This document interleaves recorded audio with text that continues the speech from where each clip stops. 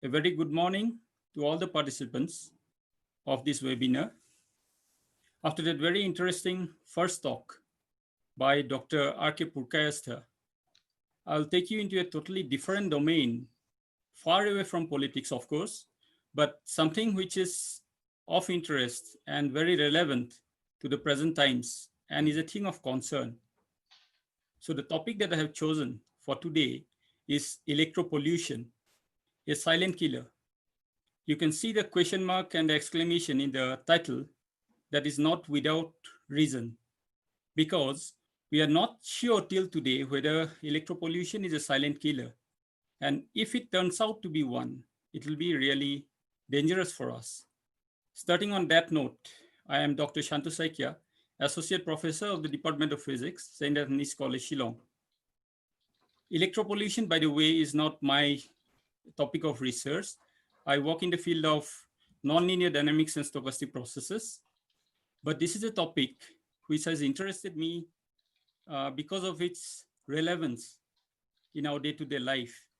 And my talk is based on extensive reading that I have done, and what I will present before you is what I have understood and what I have learned.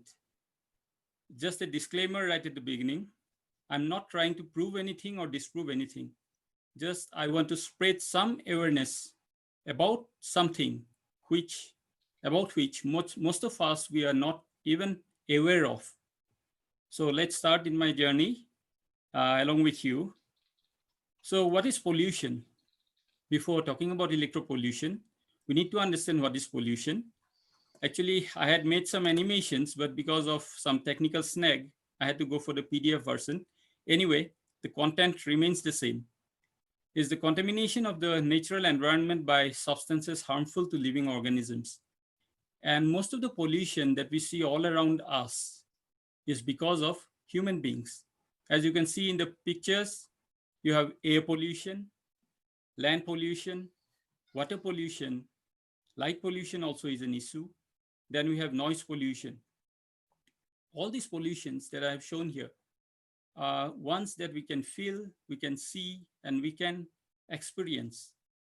But presently, what has happened is because of the COVID-19 induced lockdown, everybody is saying that the pollution levels globally has reduced. And past few months, we have been very active in social media, and might be most of you have seen these photographs. You have seen the earth is healing itself, stay at home.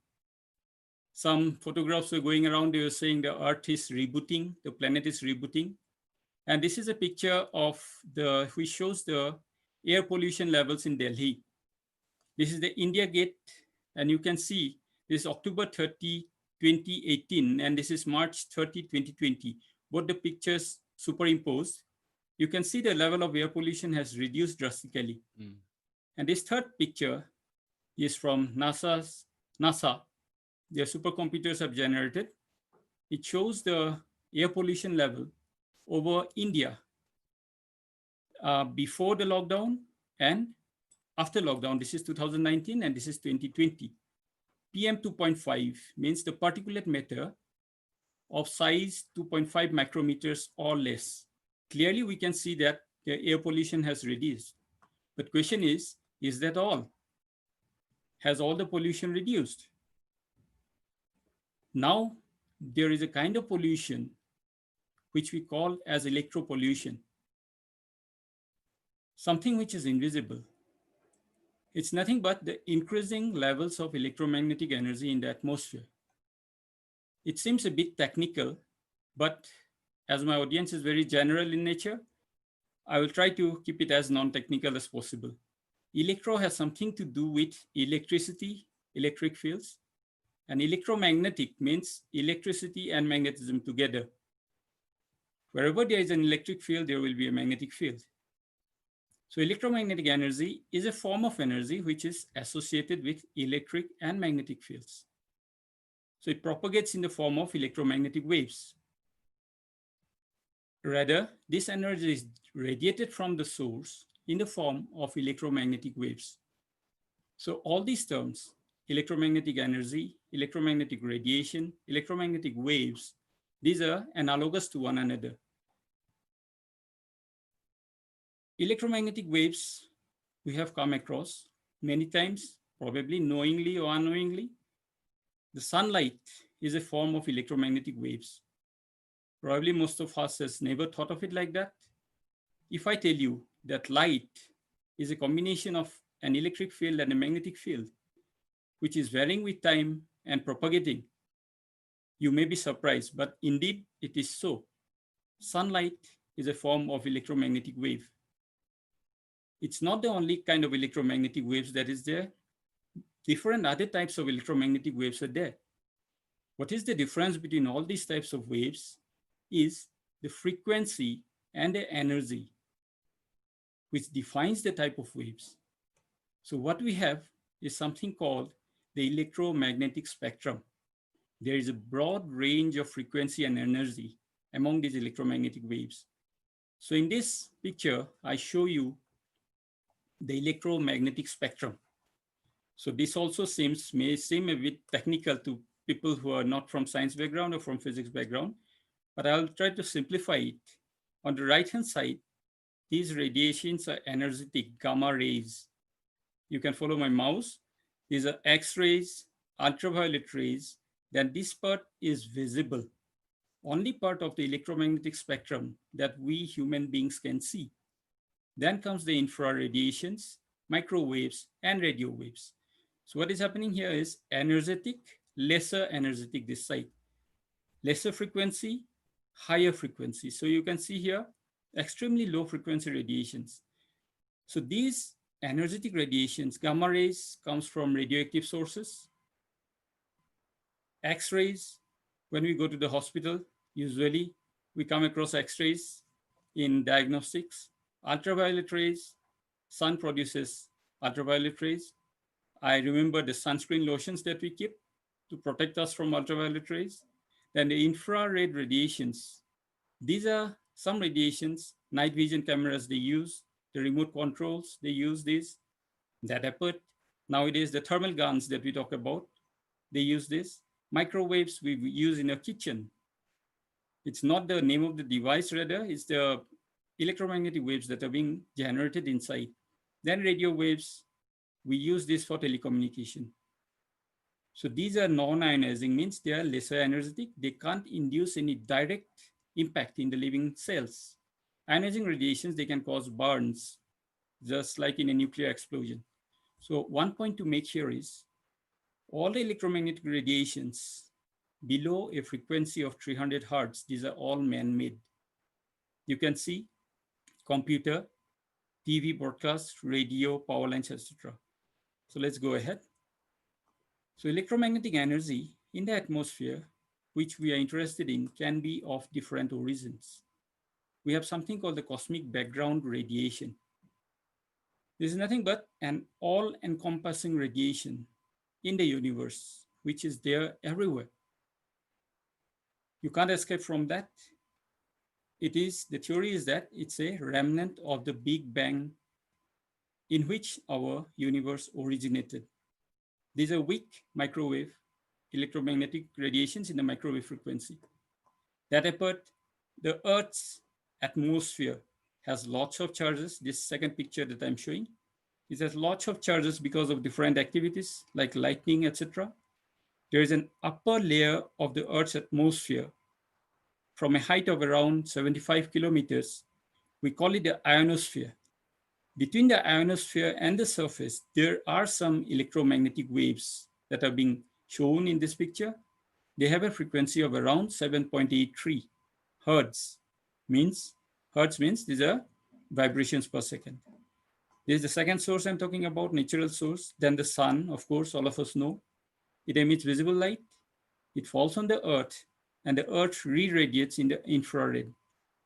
Apart from these sources, natural sources, we have terrestrial sources like the radioactive sources, cosmic rays. These are rays which are charged particles which are bombarding our Earth's atmosphere from outer space. Then the Van Allen bells, astronomical objects like neutron stars, pulsars. We need not understand what are these for the purpose of my talk, but just what I want to place here is that there are many natural sources of electromagnetic radiations, and living organisms and living beings, they have lived in perfect harmony with all these types of radiation. For a simple example, these radiations that I talked about here, 7.83 hertz, it was discovered by a German physicist, Winfried Otto Schumann. They have a frequency of around 7.83 hertz. And interestingly, our brain, alpha waves of our brain also have the same frequency. That simply shows the harmony between the existing natural sources of radiation and the living beings. But the problem is with the artificial sources of electromagnetic energy in the atmosphere. Since the discovery of electric current and the invention of different electrical devices and electronic devices, all these devices, they emit electromagnetic energy with different frequencies. As you can see, electrical appliances, computer monitors, they emit with this frequency. Power lines with this frequency. Electrical wires also, they emit electromagnetic radiation, very low frequency. The radio waves, television, air traffic controller, cordless phones, remote controls, mobile phones, you can see the frequency is increasing. Wi-Fi modems, microwave applications, microwaves, ovens in our kitchens. They have a frequency of around 2.5 gigahertz. And Wi-Fi modems also operate in the same frequency. Just to point out, anything that we can imagine that runs with electricity produces radiation. So what is the result? Non-ionizing electromagnetic radiation of very low frequency are all man-made. And over the past few decades, rampant proliferation of mobile telephony and other wireless technologies over the past few decades has led to an exponential increase in the electromagnetic energy density of the atmosphere. There is a huge increase in the number of mobile subscribers and the number of base transceiver stations. These are nothing but the mobile towers that we talk about. As per the Department of Telecommunication data, January 2020, there are about 1.1 billion subscribers in India and projected about 1.2 million mobile towers in 2020. So, as we are moving ahead, there is development of newer and newer mobile technologies. In 1981, starting from 1G, we have reached a stage we are talking about in 2020, 5G. We are very happy with that. We are climbing higher up in the technological ladder. But what is increasing is the speed of data transfer. It's increasing, but with that, the prices have come down and resulting into the increase of the number of mobile subscribers and the number of mobile towers that happen. Higher the frequency of, higher the G, higher is the frequency of the electromagnetic radiations that are being employed. For example, 5G will operate with a frequency of around 3 to 30 gigahertz. The world is slowly becoming wireless. People are even talking about 6G and 7G. Presently, we have WWW, the World Wide Web. We are going into the World Wide Wireless Web, the 4 Ws. As a result, this has given rise to a new kind of pollution, which is invisible, colorless, and odorless. So many people are saying electropollution is the 21st century catastrophe. Or is it so? We have to think of it. Let me put a simple example. Our microwave ovens, they operate with a frequency of around 2.4 to around 2.5 gigahertz. And our wireless routers also operate with the same frequency. Now, if you put a cup of water inside the microwave, within minutes, it will boil. And our brains, they have 75% of water. So you know what I'm coming to. If I stand near a wireless router, will my brain boil? Serious question. But then, presently, I can say no. Why? Because the microwave emits energy around 100 watts. The power is different. But for a Wi-Fi router, it's 1/100th of that. It's 100 times less. But if we are exposed for long duration, might be there will be some effect. You can't deny that. So simply it means electropollution is very real. There are concerns that are being raised on the possible impact on living beings, particularly humans. Of course, there are many arguments and counter-arguments. Nothing is conclusive till now. There's lots of research is being done in this field. Most of the research supported by governmental organizations negate the effects of this. They say it does not affect for reasons best known to them. Organizations and regulatory bodies are coming up with recommendations and regulations. Lots of research publications and articles can be found. There are court litigations also. Here I'm showing you just a snapshot of the some of the publications that I have gone through, I have found. These are in reputed journals, biological effects from electromagnetic field exposure and public exposure standards. Mobile phone radiation causes brain tumors, should be classified as a probable carcinogen 2A. Biological effects of cell tower radiation in human body. And you can see all these has to do living dangerously in Indian cities, RF radiation perspective. Study being done in Delhi. This also is in Delhi, in Jalandhar. There are studies being done in Bangalore. In the big cities, studies are being done. But what about Shillong? What about smaller cities, smaller towns? What about the rural areas? What is happening over there? There are court litigations as well.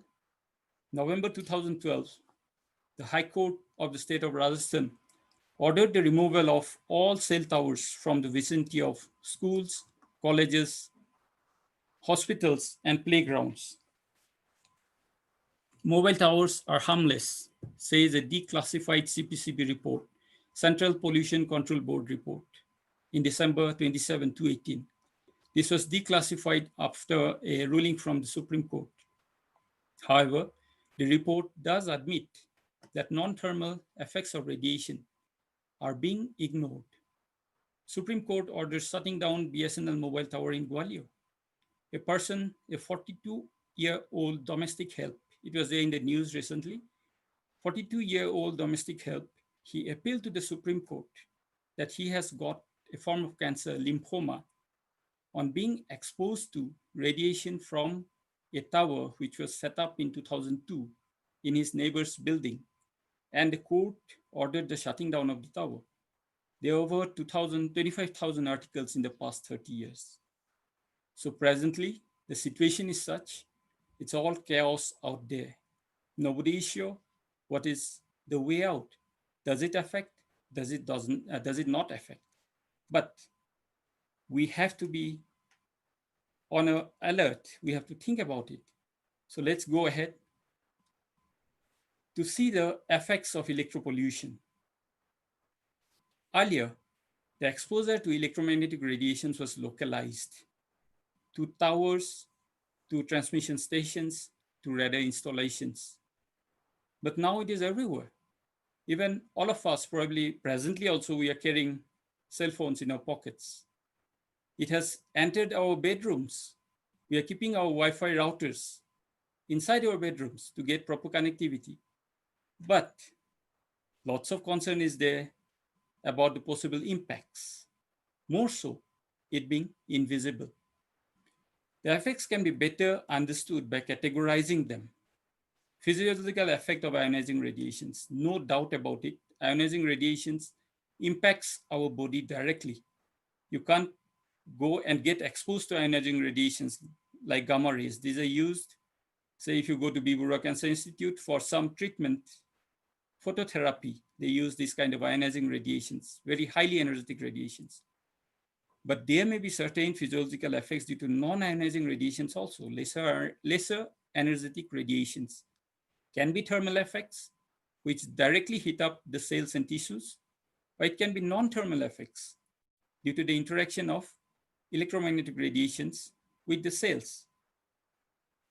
So the possible health hazards, they have been classified into different types. Electromagnetic hypersensitivity among people exposed to extremely low frequency electromagnetic radiation. The WHO, World Health Organization, says that around 1 to 3% of the world population suffers from this. EHS, they call it EHS, suffers from this. It can have different manifestations, feeling of dizziness, feeling of nervousness, anxiety, etc. There can be cytotoxic and genotoxic effects. I can't make it a biology class. Life science people will understand it better. But as a physicist, what I simply understand is cytotoxic means toxic to the cells, harm to the living cells, and toxic to the genetic materials. Effects on the nervous system. Many research has been done in this on the possible effects on the nervous system. Our nervous system is nothing but the brain and the signals that it sends. And all these signals, by the way, are electrical signals. And when it experiences electromagnetic fields, no doubt there will be some interaction. There will be some effect. And EMF and cancer risks. This is a big issue. Just recently, the International Association for Research in Cancer, WHO organization, classified EMFs as a possible carcinogen 2B category, possible that it causes cancer. Then effects on the endocrine system. Endocrine system is a system in our body which produces the hormones. So if I remember the film by Munna Bhai MBBS, many of us have seen Chemical Locha. There was a thing over there. It can induce that in our bodies, leading to many other effects on the metabolism of our body. Effects on the cardiovascular system, the heart-related effects. Heart also, it works on the signals that it receives, and these are electrical signals. A simple example is the pacemaker that we install. If our heart works a bit less, what is a pacemaker? It's nothing but a simple device to trigger the heart. It induces electrical signals. And the effects on the reproductive system.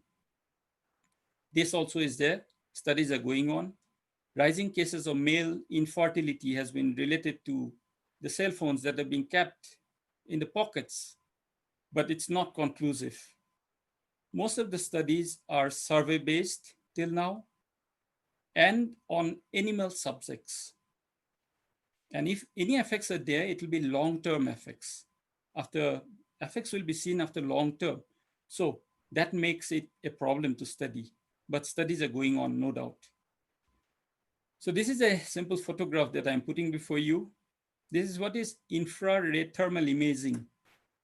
If our bodies are hot, temperature is more, it emits infrared radiations. So this is before cell phone use, and this is after 15 minutes of cell phone use. The heat generated, the amount of radiation has increased. No doubt there is an increase in temperature. Sometimes we may feel after talking in the cell phone for a long time, our ears, they get heated up literally. So that is the situation. And children absorb 10 times more microwave radiation because their skulls are thin and the tissues are soft. So the possible health hazards in a nutshell, in simple terms, not in technical terms, it can be headaches and migraines, eye irritations and cataracts, loss of appetite, fatigue and exhaustion, giddiness or dizziness, anxiety and depression, fluctuation in blood pressure, altered concentration and memory loss, sleep disruption or insomnia, and long-term effects can be tumor, Alzheimer, Parkinson's disease, eye cancer, epilepsy, leukemia, lymphoma, nervous disorders, hormonal imbalance, DNA damage, infertility, and the list goes on.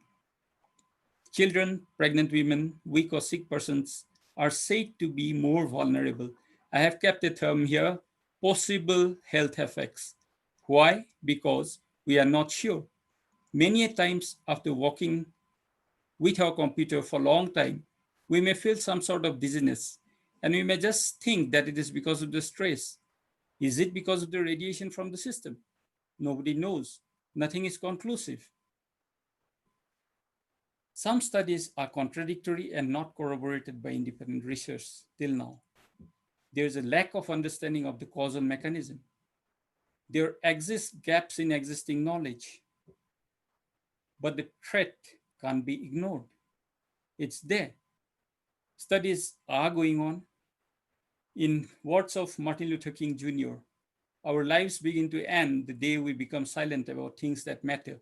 So this is something which matters to us, and we can't just stop thinking about it and stop being aware about it. As a result, the government and the different world organizations, they have realized the importance of this. So the WHO launched an international EMF project in the year 1996 to look into the possible effects of radiation, to find out ways and means to mitigate the concerns that are being raised, to look into the existing literature, and to promote further studies. Then the Bioinitiative report 2012, it was updated in 2014 and 2017. Scientists, around 29 scientists working in this field from different countries, they came together to look into the existing studies. And what they concluded is that the regulations being set up by different governments, it's not enough to mitigate the health risk. But many governmental organizations have raised questions about this, saying that it is biased. All these websites I have given, anyone interested can go through it. There are many regulatory bodies. The International Commission on Non-Ionizing Radiation Protection, it was established in 1992. It is a group which is scientific in nature, non-political, scientific in nature. They give out recommendations on the level of radiation that should be there. And almost all the governments worldwide, they take the ICNIRP regulations as a basis to frame their own regulations. The Federal Communications Commission of the USA. In India is the Department of Telecommunications, Government of India, in collaboration with the Department of Science and Technology, Ministry of Environment and Forest, and under the DOT, we have something called the Telecom Enforcement and Resource Monitoring, the term cells. They are the ones responsible to go around the country and conduct audits and find out whether the radiation levels and regulations are being obeyed. Earlier, it was called the Vigilance Telecom Monitoring Cells. It was established in 2004, renamed the term in 2008. So these are the accepted radiation levels, ICNIRP norms, 4.5 for a frequency of 900 megahertz, 4.5 watt per square centimeter. In India, DOT has revised it to 0.45, it's 1/10th of the international norms. Almost all these three categories, you can see India has accepted 1/10th of the international norms. And compared to America, India's level is very, very less. That may make us feel happy, but looking into this table, I get more confused. Why? Because does it mean that people from different ethnicity, different countries, they have different danger levels? It can't be so. The only thing that I understand from this is that the effects of electromagnetic radiation is not at all well understood. As a result, different countries have different norms. So that makes it a problem. So the SAR limit, as can be seen here, when you go to buy a mobile phone, rarely we look into the manual, but something called SAR is written over there, specific absorption rate. How much do our bodies absorb electromagnetic energy from the radiation? In India, again, it is less than the international norm. But The DOT and governmental organizations are responsible for implementing it. And knowing the way governmental organizations work in India, it keeps us open to questions. For, I have a list here. This is taken from Department of Telecommunication website. The number of base transceiver stations, in common language, the mobile towers, found exceeding radiation limits. In 2013, it's 72, 14, 24, 2015, different states, 12. I don't see Meghalaya here. Whether the audit was done here, I'm not sure. Then in 2016, it shows nil. Maybe we'll be happy thinking about it, but actually what is the reason for this is the term they conducted an audit in 2016, and around, I have shown only a part of it. This is in the website of DOT. They found more than 200 BTS, which were violating norms. And action was taken. They were either penalized or they were issued show cause notices, or some of them were shut down. But the problem here is, I have never heard of any such audit being done in rural areas. As because we can't set up too many BTS, most of the BTS in rural areas, they pump up their radiation levels so that the coverage is more. So most of these maybe, I doubt, are urban specific. So in India, the Department of Communication is one agency we have to look forward to. If you go into the website, they have put up a report, A Journey for EMF. It's a report on the existing studies and understanding on the effect of EMF on human health and the existing norms and guidelines. Also, it highlights on the steps taken by DOT to mitigate the concerns, generating public awareness. It contains a comprehensive review of various guidelines, and all the links are there in this website. But in India, ironically, most of the things remain in pen and paper. Implementation becomes a problem. So the questions remain open. In conclusion, lots of existing literature on EMFs, not sufficient to reach concrete conclusions. However, many studies with appropriate methodologies, they reflect their capability to cause adverse health effects. And most of these studies, by the way, are being done on animal subjects. On human beings, whatever studies are being done are survey-based. And slight changes in the experimental conditions can lead to changes in the result. Effects are not understood. How microwaves, they react, or the electromagnetic radiations, they interact with our cells, it's not understood.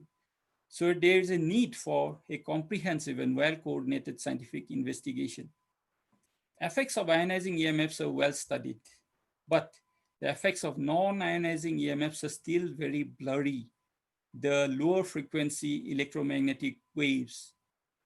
Of course, even we are using technology right now. I am using my Wi-Fi router to give this presentation. That is the irony behind. We can't avoid technology. We have to live with it, but we have to use it wisely to mitigate their dangers. So what is the way forward? We have to take precautions. What precautions can we take? Regulate your cell phone use. Can we do that? Of course, we can. We can regulate the Jacob. We can regulate it. It's not that we need to use it for talking for half an hour or 1 hour at a stretch. That is the regulation I'm talking about. Use it as a utility device. Keep your cell phone away from your body. If in 15 centimeter distance will matter, as per somewhere I have read it, you using your Bluetooth headphone won't help because it will add to the radiation. Use the wired earphone devices. That should help. Turn your cell off or put it in airplane mode at night. Don't use it as a clock at night. We can put it off. Turn off the Wi-Fi at night. Yesterday, I was so much worried about the presentation, thinking about it, I forgot to put it off. So in the morning, I was smiling at myself. So protect and educate your kids and teens on the, how to use and proper use. As I usually tell in the class, be smart in using your smartphones. You have to be smart in using your smartphones. Switch off your wireless home appliances. Not always, when not in use. When you are using a microwave for the matter, stay some distance from the microwave. There are different meters available in Amazon, available everywhere we can buy. We can measure the level of radiation. There are videos in YouTube you can see.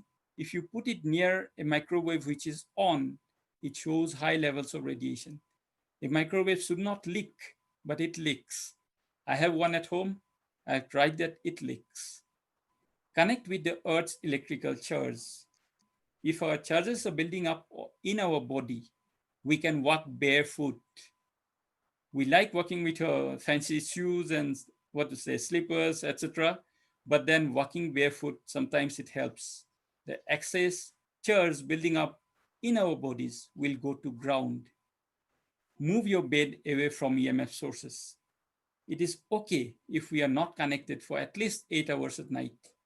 We can not have a Wi-Fi routers in our bedrooms. From the EMF sources, we can keep it away. Utilize EMF protection devices. Many things, such things are there in the market. You can shield yourself from this. I have never tried one, of course, but you can shield. Shields are available. Unplug electrical devices when unused. When they're plugged in, they emit radiations. So these are some of the references that I have gone through. There are about 25,000 articles from the data that I have seen over the past 30 years. It's all chaos out there, as I told you.